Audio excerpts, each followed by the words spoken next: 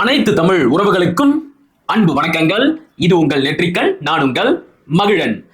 நீங்க கோபி சுதாகரோட சொசைட்டி பாவங்கள் அப்படிங்கிற காணொலிய உங்களுடைய சமூக வலைதளத்துல ஷேர் பண்ணிட்டீங்களா? இன்னும் பண்ணலையா? போச்சு. நீங்கெல்லாம் ஜாதி வெறியர்கள். புதுசா இருக்குல்ல? இதுதான் திராவிடர்கள் இப்ப செட் பண்ணி வச்சிருக்கிற நரேட்டிவ். கவினோட ஆணவ படுகொலைக்கு எதிராக பரிதாபங்கள் கோபி சுதாகர் ஒரு காணொலியை வெளியிட்டாங்க. சொசைட்டி பாவங்கள் அப்படிங்கிற காணொலி ரொம்ப சிறப்பான காணொலி. நிச்சயமாக கட்டாயமாக நாம எல்லாருமே அந்த காணொலியை பார்த்தே ஆகணும். ஆனா அந்த காணொலியில ஒரு சின்ன குறை இருக்கு. அது என்ன அப்படிங்கிறத பத்தி கடைசியில சொல்றேன். அதுக்கு முன்னாடி இந்த காணொலியை வச்சுக்கிட்டு திராவிட இயக்கத்தவர்கள் ஒரு பெரிய அயோக்கியத்தனத்தை செஞ்சிருக்கிறாங்க. தெரிஞ்சோ தெரியாமலையோ கோபியும் சுதாகரும் அந்த அயோக்கியத்தனத்திற்கு உடந்தையா இருந்திருக்கிறாங்க. அது மட்டும் இல்லாம கோபியும் சுதாகரும் இப்ப வகையா ஒரு விஷயத்துல மாட்டி இருக்கிறாங்க. அது என்ன அப்படிங்கறத பத்தி எல்லாம் கொஞ்சம் விரிவா பேசலாமா? இப்ப கவினோட ஆணவ படுகொலைக்கு எதிராக எல்லா தரப்பு மக்களுமே குரல் கொடுத்தாங்க. கிட்டத்தட்ட எல்லா தரப்பு மக்களுமே பாரபட்சம் பார்க்காம, ஜாதி வேற்றுமை பார்க்காம எல்லாருமே குரல் கொடுத்தாங்க. எல்லா கட்சியை சேர்ந்த முக்கியமான தலைவர்களுமே குரல் கொடுத்தாங்க. அண்ணன் சீமான் நேரடியா கவினோட இறுதி ஊர்வலத்திலேயே கலந்துகிட்டாரு. அவங்களுடைய பெற்றோர்களை நேர்லயே போய் சந்திச்சாரு. எல்லாருமே கேட்டது ஒன்னே ஒண்ணுதான். இந்த ஆணவ படுகொலைக்கு காரணமான அத்தனை பேரையும் ஒருத்தர் விடாம எல்லாரையும் கைது செஞ்சு சட்டத்தின் முன்னாடி நிறுத்தி அவங்களுக்கு கடுமையான தண்டனைகள் வாங்கி தரணும். அவங்களுக்கு எந்த ஒரு ஈவு, இரக்கம், பாவம், பச்சாதாபம், கருணை அப்படின்னு எதுவுமே காட்டக்கூடாது அப்படின்னு தங்களுடைய வலுவான எதிர்ப்புகளையும் கண்டனங்களையும் பதிவு செஞ்சாங்க. இது எல்லாத்தையும் விட முக்கியமா ஆளும் திமுக அரசை நோக்கியும் முதலமைச்சர் ஐயா மு.க. ஸ்டாலினை நோக்கியும் ஒரு கோரிக்கையை முன் வச்சாங்க. ஐயா ஸ்டாலின் அவர்களே, தயவு செஞ்சு இந்த ஜாதி ஆணவ படுகொலைக்கு எதிரான தனி சிறப்பு சட்டத்தை கொண்டு வாங்க அப்படின்னு ஒரு கோரிக்கையை முன் வச்சாங்க. இதுதான் முக்கியமான செக் பாயிண்ட். இப்ப நீங்களே யோசிச்சு பாருங்க. இந்த திமுகவை சேர்ந்தவர்களும் திமுகவை அண்டி பிழைக்கக்கூடிய திராவிட இயக்கத்தவர்களும் தினம் என்ன சொல்லுவாங்க? காலையில எந்திரிச்ச உடனே மூச்சுக்கு 300 முறை காயத்ரி மந்திரம் சொல்ற மாதிரி திமுக அரசு ஒரு சமூக நீதி அரசு, திமுக அரசு ஒரு சகோதரத்துவமான அரசு, திமுக அரசு ஒரு சமத்துவமான அரசு, நாங்க தான் உண்மையான ஜாதி ஒழிப்பு போராளிகள் அப்படின்னு எல்லாம் பில்டப் கொடுப்பாங்க. தினமும் காலையில மந்திரம் ஓதுவாங்க. இப்ப இவங்க சொல்ற மாதிரி திமுக உண்மையாகவே சமூக நீதி அரசா இருந்திருந்தா என்ன செஞ்சிருக்கணும்?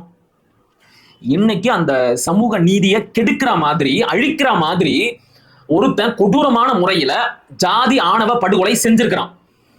அப்ப அந்த ஜாதி ஆணவ படுகொலைக்கு எதிராக தனி சிறப்பு சட்டத்தை கொண்டு வரணும்ல. ஏன் இந்த திமுக அரசு கொண்டு வர மறுக்குது? ஓராண்டுக்கு முன்னாடி சட்டமன்றத்திலேயே திமுகவோட கூட்டணி கட்சிகள் மற்றும் சில எதிர்கட்சிகள் இதே கோரிக்கையை முன் வச்சாங்க. முதல்வர் அவர்களே, தயவு செஞ்சு இந்த ஜாதி ஆணவ படுகொலைக்கு எதிராக தனியாக ஒரு சிறப்பு சட்டத்தை கொண்டு வாங்க அப்படின்னு கேட்டாங்க. அதுக்கு ஐயா ஸ்டாலின் அவர்கள் என்ன சொன்னாரு? இருக்கின்ற சட்டங்களே கொலைக்கு எதிராக சிறப்பா செயல்படுது. எனவே ஜாதி ஆணவ படுகொலைக்கு எதிராக எந்த ஒரு தனியான சிறப்பு சட்டமும் தேவையில்லை அப்படின்னு சொன்னாரு. இந்த அளவுக்கு தான் அவருக்கு சமூக நீதி குறித்தான அறிவே இருக்கு. சாதாரண கொலைக்கும் ஜாதி ஆணவ படுகொலைக்கும் வேறுபாடு தெரியல. சரி, ஓகே. இப்ப அவர் சொன்ன மாதிரி இருக்கின்ற சட்டங்களே கொலைக்கு எதிராக சிறப்பா செயல்படுது அப்படின்னா இப்ப எப்படி கவினோட ஆணவ படுகொலை நடந்துச்சு? இந்த கேள்வி வருமா வராதா? அட என்ன விடுங்க, சாதாரண மக்களை கூட விடுங்க. 2 நாளைக்கு முன்னாடி சென்னை உயர் நீதிமன்ற நீதிபதி தன்னுடைய கவலையை வெளிப்படுத்தி இருக்கிறாரு. சமீப காலங்கள்ல தமிழ்நாட்டுல ஜாதி ஆணவ படுகொலைகள் அதிகரிச்சுக்கிட்டே இருக்கு, இது மிகுந்த வேதனையையும் கவலையும் தருது அப்படின்னு சென்னை உயர் நீதிமன்ற நீதிபதி கருத்து தெரிவிச்சிருக்கிறாரு. அது உண்மையும் கூட. 2021 இந்த திமுக ஆட்சிக்கு வந்ததுல இருந்து இப்ப வரைக்கும் தொடர்ச்சியாக ஜாதி ஆணவ படுகொலைகளின் எண்ணிக்கை அதிகரிச்சுக்கிட்டே இருக்கு. போன வருஷத்தை விட இந்த வருஷம் அதிகமா இருக்கு. ஒரு வருஷம் கூட அந்த எண்ணிக்கை குறையவே இல்லை. ஆக இப்படிப்பட்ட ஒரு சூழல்ல இந்த ஜாதி ஆணவ படுகொலைக்கு எதிராக ஒரு தனி சிறப்பு சட்டம் கொண்டு வர்றதுல இந்த திமுக அரசுக்கும் ஐயா ஸ்டாலினுக்கும் என்ன தயக்கம்? இந்த கேள்வி மக்களுக்கு வருமா வராதா? வந்துச்சு. மக்களும் கடுமையான கோபத்தோட இந்த அரசை நோக்கி கேள்வி கேட்டாங்க. எப்ப அந்த தனி சிறப்பு சட்டத்தை கொண்டு வருவீங்க? ஏன் கொண்டு வர மறுக்கிறீங்க?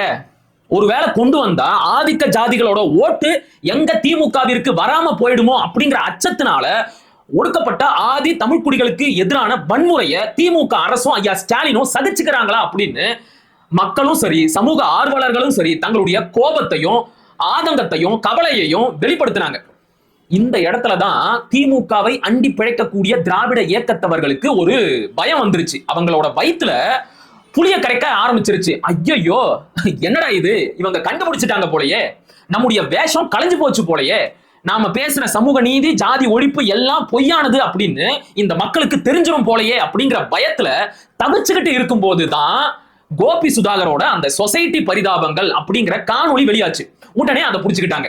என்னமோ இந்த ஒரு வீடியோனால நாளைக்கே ஜாதி மொத்தமா அழிஞ்சிரும் ஒழிஞ்சிரும் அப்படிங்கிற ரேஞ்சில பில்டப் எல்லாம் கொடுத்து எல்லா திராவிட இயக்கத்தை சேர்ந்தவர்களும் இந்த காணொலியை பாருங்க, பரப்புங்க அப்படின்னு ஒரு போராட்ட வழிமுறைய, ஒரு நரேட்டிவ செட் பண்ண ஆரம்பிச்சிட்டாங்க.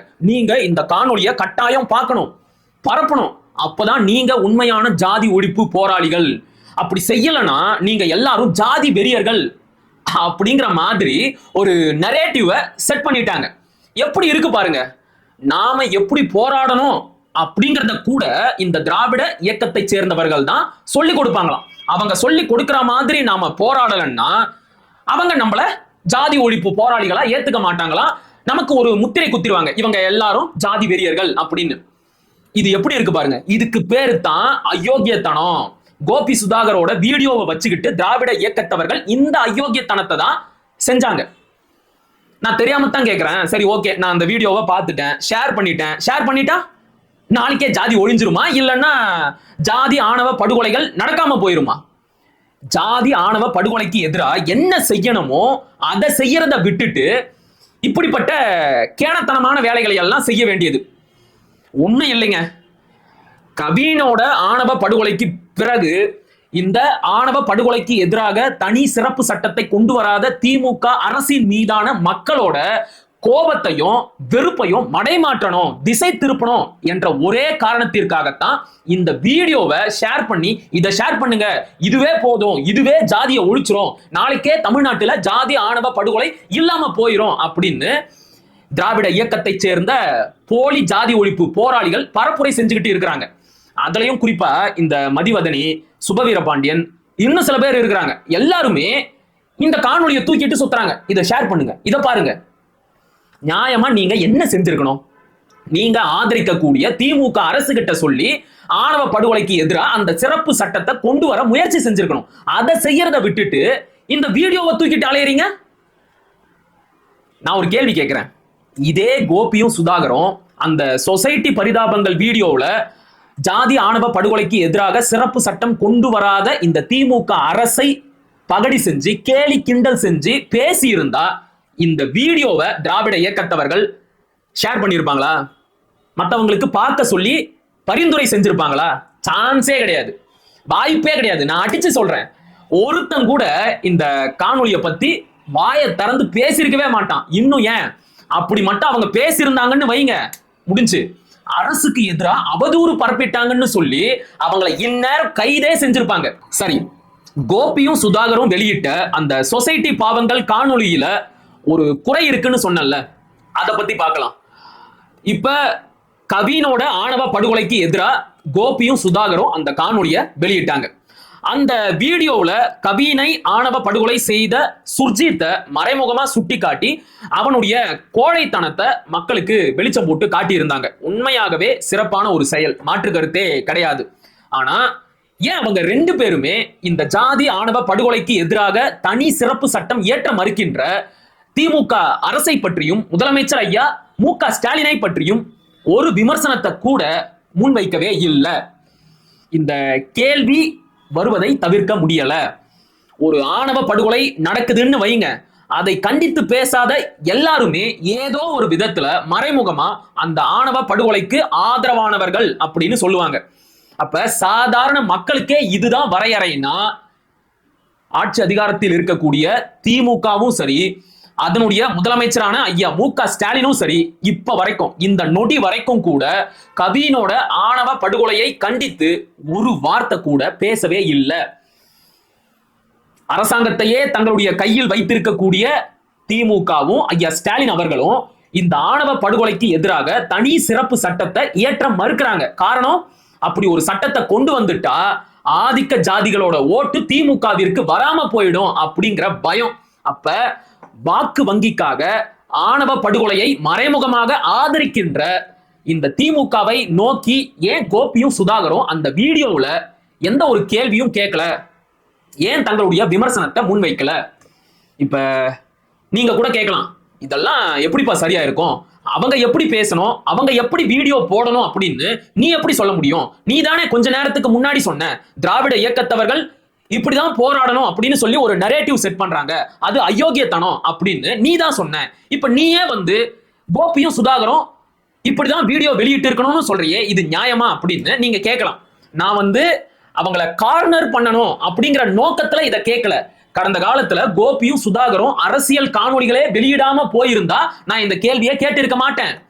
ஆனா கடந்த காலத்துல குறிப்பா அதிமுகவோட ஆட்சி காலகட்டத்துல பல அரசியல் காணொளிகளை இவங்க ரெண்டு பேரும் வெளியிட்டு இருக்கிறாங்க. குறிப்பா சொல்லணும்னா அதிமுக ஆட்சி காலகட்டத்தில் நடந்த ஸ்டெர்லைட் படுகொலையை கண்டித்து அவங்களோட ஸ்டைல்ல ஒரு வீடியோ வெளியிட்டு இருந்தாங்க. அந்த வீடியோல நம்ம வருணும் கூட நடிச்சிருப்பாரு. இப்பவும் கூட அந்த காணொளி இருக்கும், நீங்க தேடி பாருங்க. அதே மாதிரி நீட் தேர்வால் தங்கை அனிதா இறந்த போது அந்த நீட் தேர்வை பற்றியும் அதில் நடக்கின்ற முறைகேடுகளை பற்றியும் ஒரு காணொளி வெளியிட்டு இருந்தாங்க. இன்னும் பல அரசியல் காணொளிகளை கோபியும் சுதாகரும் கடந்த காலத்துல வெளியிட்டு இருக்கிறாங்க. பல அரசியல் தலைவர்கள் செய்கின்ற தவறுகளை தங்களுடைய ஸ்டைல்ல அவங்க பகடியா விமர்சனம் பண்ணி பேசி இருக்கிறாங்க. அதிமுக ஆட்சி காலகட்டத்தில் அரசியல் காணொளி வெளியிட முடிந்த கோபியாலையும் சுதாகராலையும் ஏன் இப்ப அப்படி ஒரு வீடியோவை வெளியிட முடியல? அதிமுக அரசை விமர்சிக்க முடிஞ்ச இவங்களால ஏன் திமுக அரசை விமர்சிக்க முடியல? ஏன் முடியலன்னா, திமுக ஆட்சி காலகட்டத்தில் கருத்துரிமை என்பது முற்று முழுதாக அடக்கி ஒடுக்கப்பட்டிருக்கு. கருத்துரிமை என்பது மருந்துக்கு கூட கிடையாது, மொத்தமா அது நசுக்கப்பட்டிருக்கு. இவங்க தான் அரசை விமர்சனம் பண்ணி ஒரு மீம்ஸ் போட்டாலே தேடி போய் கைது செஞ்சு குண்டாஸ்ல சிறையில் அடைக்கிறவங்களாச்சு. இப்படிப்பட்ட சூழல்ல கோபியும் சுதாகரும் அந்த வீடியோவில் திமுக அரசை நோக்கி ஏதாச்சும் ஒரே ஒரு சொல், ஒரு கேள்வி கேட்டிருந்தா கூட போதும், முடிஞ்சு இந்நேரம் அவங்க ரெண்டு பேரும் ஜெயில தான் இருந்திருப்பாங்க. இப்பவும் கூட திராவிட இயக்கத்தவர்கள் அந்த காணொலியை ஷேர் பண்ணியிருப்பாங்க. எப்படி தெரியுமா? எல்லாரும் அந்த வீடியோவை பாருங்க அப்படின்னு கிடையாது, திமுக அரசுக்கு எதிராக அவதூறு பரப்பிட்டாங்க, இவங்க ரெண்டு பேரையும் உடனடியா கைது செய்யணும் அப்படின்னு சொல்லி அந்த வீடியோவை ஷேர் பண்ணியிருப்பாங்க. ஒன்னா நம்பர் அயோக்கிய பசங்க. அதனால தான் சொல்றது, இவனுங்க கிட்ட கொஞ்சம் எச்சரிக்கையா இருங்க அப்படின்னு. இப்ப ஏதாவது செஞ்சு கோபியும் சுதாகரையும் தங்கள் பக்கம் வளைச்சிக்கணும் அப்படின்னு இந்த திராவிட இயக்கத்தவர்கள் திட்டம் போடுறாங்க. அவங்க ரெண்டு பேருக்கும் எம்.ஆர். ராதா விருது கொடுக்கணுமா? அண்ணன் மன்னர் மன்னன் தான் கேட்டாரு, ஏன் என்.எஸ். கிருஷ்ணன் விருது கொடுக்க மாட்டீங்களா? விருத கூட ஒரு தெலுங்கு நடிகரோட பேர்ல தான் கொடுப்பீங்களா? எவ்வளவு நைஸா சந்தடி சாக்குல ஒரு தெலுங்கரோட பேர்ல புது விருதை உருவாக்குறாங்க பாருங்க. கோபியும் சுதாகரும் ரொம்ப ரொம்ப எச்சரிக்கையா இருக்கணும். இவங்க இப்படிதான் பரிசு கொடுக்குறோம், விருது கொடுக்குறோம் அப்படின்னு கூட்டிக்கிட்டு போய் உங்க மேல ஒரு முத்திரையை குத்தி உங்க சோழியை மொத்தமா முடிச்சு விட்டுருவாங்க. ரொம்ப ரொம்ப எச்சரிக்கையா இருங்க, இந்த திராவிட இயக்கத்தவர்கள் கிட்ட மாட்டிக்காதீங்க. இறுதியா கோபிக்கும் சுதாகருக்கும் நம்முடைய மனப்பூர்வமான பாராட்டுக்களையும் வாழ்த்துக்களையும் தெரிவிச்சுக்கிறோம். நீங்க தொடர்ந்து இப்படி சமூக அக்கறை உள்ள சமூக விழிப்புணர்வை ஏற்படுத்தக்கூடிய காணொளிகளை வெளியிடணும். அதுக்கு எங்களுடைய ஆதரவு எப்போதும் இருக்கும். தயவு செஞ்சு இந்த திராவிட இயக்கத்தவர்கள் கிட்ட மட்டும் மாட்டிக்காதீங்க.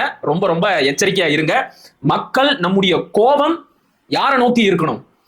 போலி சமூக நீதி பேசும், போலி ஜாதி ஒழிப்பு பேசும் இந்த திமுக அரசை நோக்கியும் முதலமைச்சர் ஐயா ஸ்டாலினை நோக்கியும் தான் இருக்கணும். இந்த திராவிட இயக்கத்தவர்களோட திசை திருப்பலுக்கு மயங்கிடாதீங்க. புரியுதா? மீண்டும் ஒரு காணொலியில் சந்திப்போம். அதுவரை இணைந்திருங்கள். இது உங்கள் நெற்றிக்கல், நான் உங்கள் மகிழன். படிப்போம், பகிர்வோம், பயன்பெறுவோம், கற்போம், கற்பிப்போம், களமாடுவோம். தமிழ் வெல்க, தமிழர் வாழ்க, தமிழ்நாடு வளர்க, தமிழ் தேசியம் மலர்க, மலர்க, மலர்க. நன்றி, வணக்கம்.